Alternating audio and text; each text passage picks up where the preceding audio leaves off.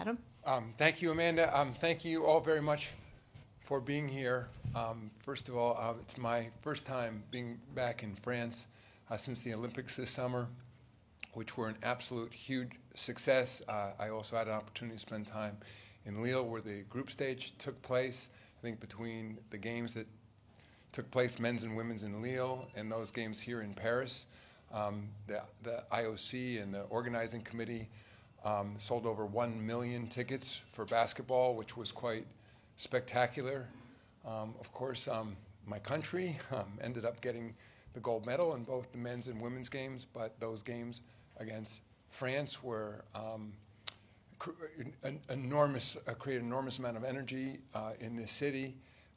Record ratings in France. We had something like a 50 share of the audience for both games, and huge ratings back in the United States as well. I mean, in addition, we had 3-on-3 competition at Place de Concorde for the second time. Those launched first at the Tokyo Olympics.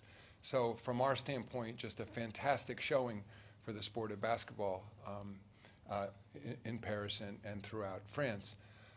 Now for this opportunity this week, of course, it's a thrill to be back here with these two teams in Paris. It's actually the first time we've ever played two games in the same city during our regular season.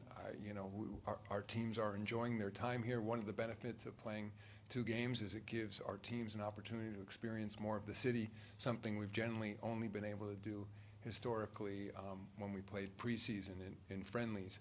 But in this case, both teams are really enjoying being here. I know Victor has had the opportunity to take his teammates and show them some of the fine points of Paris and great food and sightseeing and shopping. Same with the Indiana Pacers. They've enjoyed that as well. I'll also say in terms of the popularity of these games, even though it was two games this time, they both sold out within 24 hours, and we know from the ticketing services we used that included fans from 53 separate countries that bought tickets to these games. So we've said this before, but these games become somewhat like a European All-Star for us. It's an opportunity for fans to mark their calendars and know months in advance where they can come to a huge gathering of NBA supporters. This week we've had the opportunity to have an NBA week, an NBA house, an NBA Paris Jam. So that includes activities for fans, clinics for children, of course, boys and girls. By the way, Sabrina Ionescu, who's on the championship New York Liberty, is here with us as well. So we have the WNBA represented, and it's great to hear too.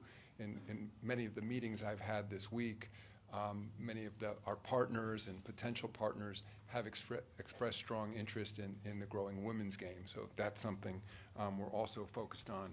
A few